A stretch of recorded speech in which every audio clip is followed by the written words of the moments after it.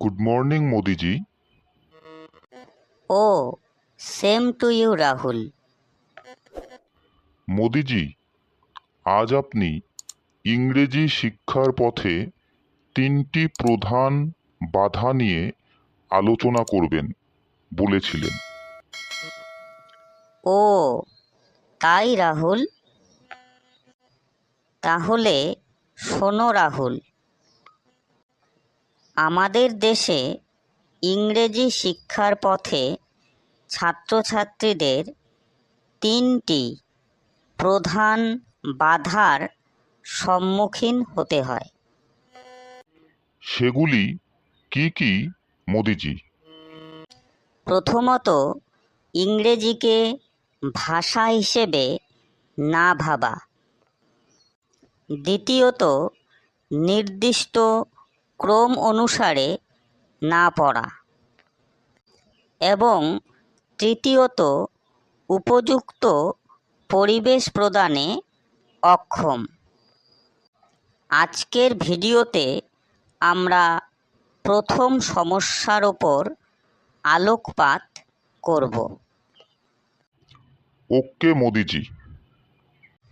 আমরা ইংরেজিকে একটি ভাষা বা ল্যাঙ্গুয়েজ হিসেবে না ভেবে এটাকে একটা সাবজেক্ট বা বিষয় হিসেবে গ্রহণ করে থাকি, যেমনটা ম্যাথ, ফিজিক্স, কেমিস্ট্রি প্রভৃতির ক্ষেত্রে করে থাকি।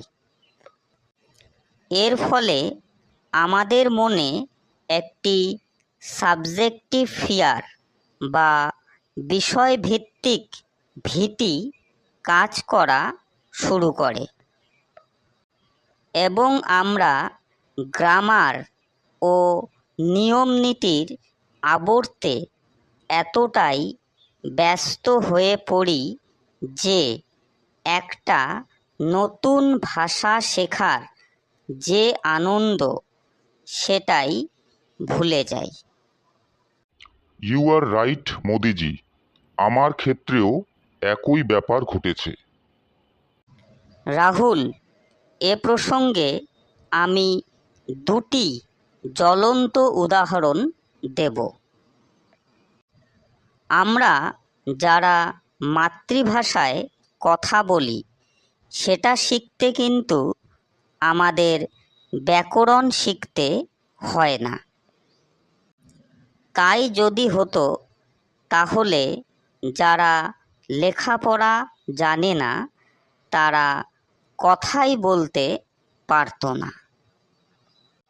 অথচ আমরা কি সুন্দর কথা বলে চলেছি। বিষয়টা তো কোনোদিন এভাবে ভাবিনি মোদিজি।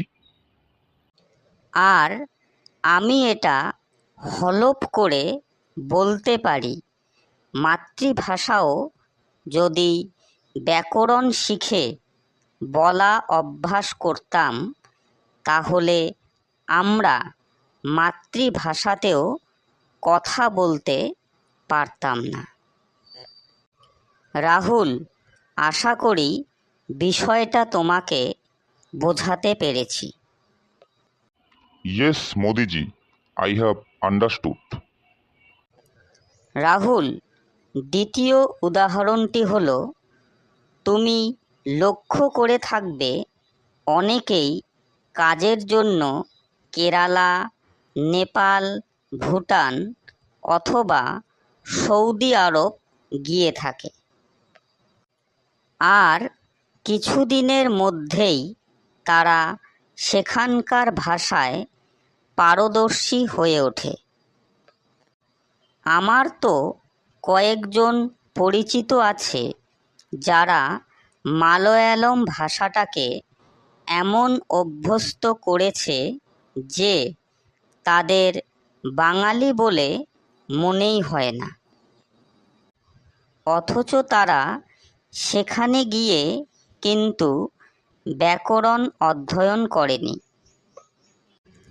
ঠিক একইভাবে আমরা ইংরেজিতে তখনই পারদর্শী হতে পারব যখন আমরা এর সাবজেক্টিভ ফিয়ার বা বিষয়গত ভীতি এবং গ্রামারের ঘূর্ণাবর্ত থেকে বেরিয়ে আসতে পারব।